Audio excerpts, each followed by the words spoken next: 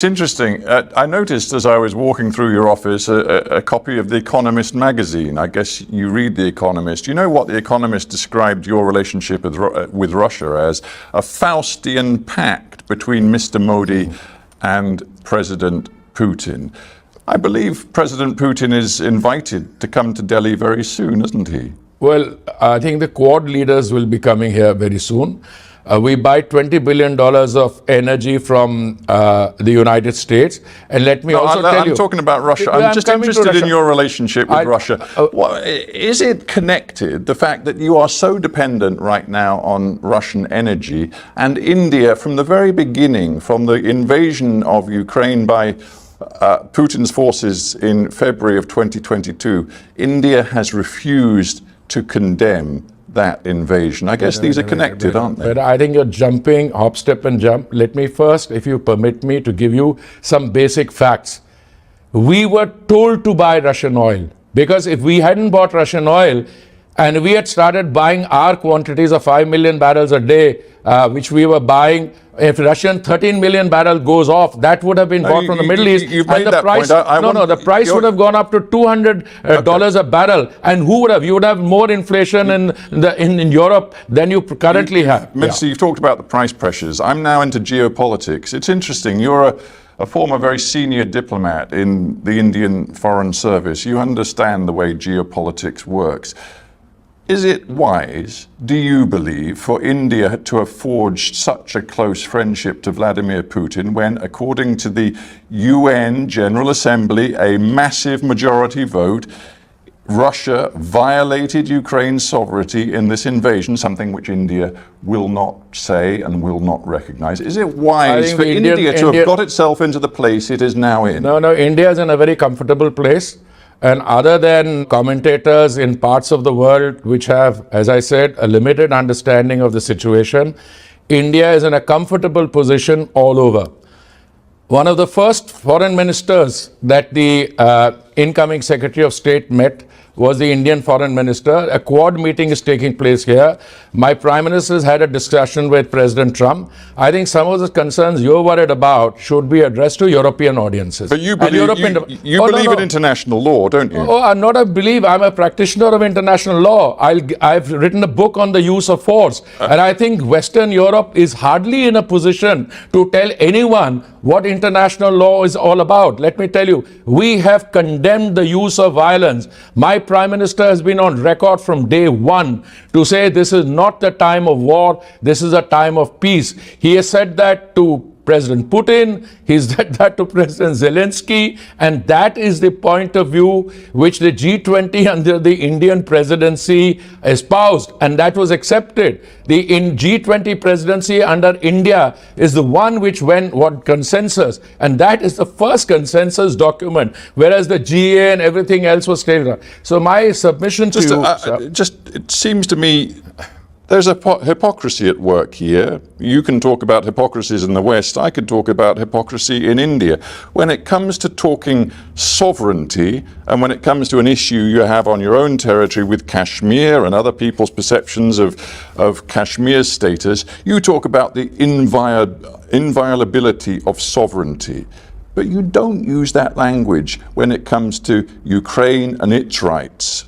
We use that language consistently, and I want to correct you. Sovereignty as a concept is something we use consistently. So condemn Putin's violation of Ukrainian sovereignty. We have said on record, this is not a time for war. We don't condone the use of peace. That's not a condemnation of Russia's invasion of Ukrainian territory. I would suggest that you read the Western démarche to end the war, and we are in favor of doing the war. We could have a similar argument on the Middle East, on Palestine, etc. I think if this is a discussion on energy, let me say that the Prime Minister's primary commitment is to ensure that there is availability of energy to our consumer at all points, at affordable rates, and in a sustainable manner. And we've done very well on all three. Insofar as Russia is concerned, yes, we've had long-standing relations with the erstwhile Soviet Union. We have relations with the Russian Federation, but we have much stronger relations than with some of the other countries, including the United States. And I would say we buy $20 billion worth of energy from the United States. So the point here is, if it is a discussion on energy, I think it has been completely consistent. And today, we were encouraged by the Americans, by Western Europeans. I think they're out of the equation.